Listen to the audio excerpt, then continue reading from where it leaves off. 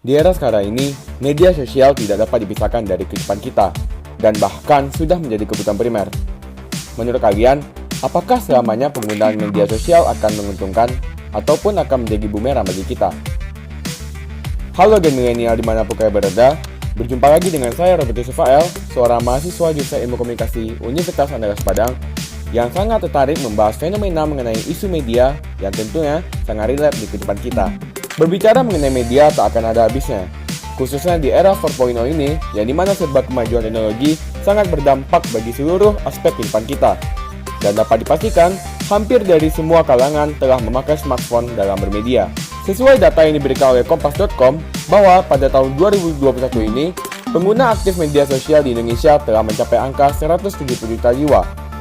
Rata-rata dari mereka berasal dari segala kalangan, dimulai dari anak-anak hingga dewasa, dan menghabiskan waktu 3 jam 14 menit di platform jejaring sosial. Kira-kira apa sih media sosial yang paling banyak digunakan? Berdasarkan grafik yang dikutip dari berita1.com, di peringkat ketiga ada Instagram, di peringkat kedua ada WhatsApp, dan di peringkat pertama ada YouTube. Nah, seperti yang kita lihat juga di grafik, bahwa TikTok dan Telegram pada tahun 2021 ini cukup naik secara signifikan dikarenakan telah meraih popularitas di kalangan masyarakat. Dengan banyaknya pengguna dari media sosial ini, membuat media hampir setiap saat mengalami perkembangan secara signifikan dan berlomba-lomba untuk menciptakan berbagai inovasi terbaru. Contohnya saja media sosial yang paling terbaru muncul di tengah-tengah kita, yaitu Clubhouse, yang dimana kita dapat berinteraksi dengan banyak orang hanya lewat audio. Tentunya bukan lain hal, media terus berkembang dikarenakan ingin memenuhi permintaan dari masyarakat dan menuruti seleranya. Menyoroti hal tersebut, pasti ada dampak bagi itu semua maupun baik atau buruk. Oleh sebab itu, mari kita kulik dan kupas lebih dalam lagi terkait penggunaan dan penyalahgunaan dari media sosial. Apa sih dampak penggunaan media sosial? Dengan penggunaan media sosial membuat kita dapat bebas berekspresi di dalamnya, yang dimana kita dapat memposting segala aktivitas, memberikan komentar terhadap suatu isu, hingga mendapatkan akses informasi. Selain itu, dampak penggunaan media sosial juga dapat memudahkan banyak orang dalam sarana untuk membangun interaksi dan menjaga komunikasi dalam jarak jauh. Kemudian, sebagai media pembelajaran, yang seperti kita ketahui bahwa sejak datangnya pandemi COVID-19, muncul platform sosial bernama Zoom, yang dimana dapat memudahkan guru dengan siswa dalam melakukan pembelajaran jarak jauh dengan fitur video dan suara. Selanjutnya, sebagai media hiburan, seperti aplikasi Spotify yang dimana kita dapat mendengarkan lagu favorit kita dan juga beberapa games yang dapat merefreshing diri kita. Namun, bukan berarti media baru hanya memberi manfaat dan kemudahan saja. Di balik itu semua, ada beberapa penyalahgunaan media sosial. Seperti yang kita ketahui, kecanduan internet, ada berita hoaks, ujaran kebencian terhadap suatu orang maupun kelompok, hingga adanya cyberbullying.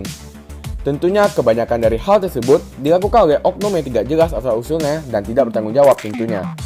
Selain itu, dengan mudahnya bermain serta mendapatkan akses informasi di dalam new media, menyebabkan perilaku masyarakat dalam bermedia tidak dapat dikontrol secara rinci oleh pihak manapun. Kita lanjut ke contoh kasus. Yang pertama ada kecanduan internet. Kecanduan internet merupakan salah satu bentuk dari penyalahgunaan media sosial. Banyak dari kalangan yang seolah-olah sudah terhipnotis dengan memainkan media sosial, sehingga ia melupakan segala kehidupan dunia nyatanya. Terlebih, selama pandemi COVID-19, kasus kecanduan internet naik 5 kali lipat dari biasanya, yang mana banyak orang yang mulai merasa bosan saat pandemi, sehingga pelariannya ke internet dan gadget yang digunakan secara berlebihan.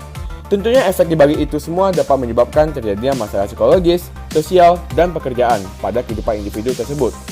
Kemudian salah satu contoh kasus yang dilansir dari CNN Indonesia menyebutkan bahwa data dari Kementerian Komunikasi dan Informatika menunjukkan peredaran hoaks atau berita bohong soal vaksin COVID-19 melonjak setelah program vaksinasi COVID-19 dimulai pada 13 Januari lalu.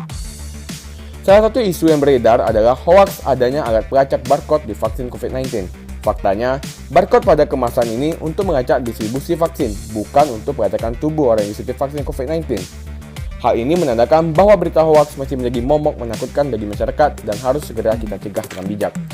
Selanjutnya, banyaknya komentar negatif berupa hate speech hingga cyberbullying yang terjadi di beberapa media sosial seperti Twitter, Instagram, YouTube, TikTok, dan lain-lain. Salah satu contohnya adalah kasus TKI yang sering membuat video menari dan makan pentol. Namun banyak sekali yang tidak menyukai konten tersebut dengan memberikan komentar negatif.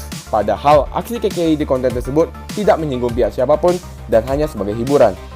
Justru respon negatif yang diberikan oleh netizen dapat digolongkan menjadi tindakan cyberbullying. Hal ini tentunya juga akan membuat mudah dijerat oleh UU ITE. Lantas, apa yang harus kita lakukan? Oleh sebab itu, setidaknya kita sebagai pengguna perlu ada pola pikir secara kritis dalam menanggapi segala konten yang disuguhkan dari media sosial dengan cara melakukan literasi media, yaitu memilah dan memilih informasi yang sesuai dengan fakta dan mengandung kebenaran. Selanjutnya, kita juga diharapkan untuk menerapkan etika dan bijak dalam bersosial media.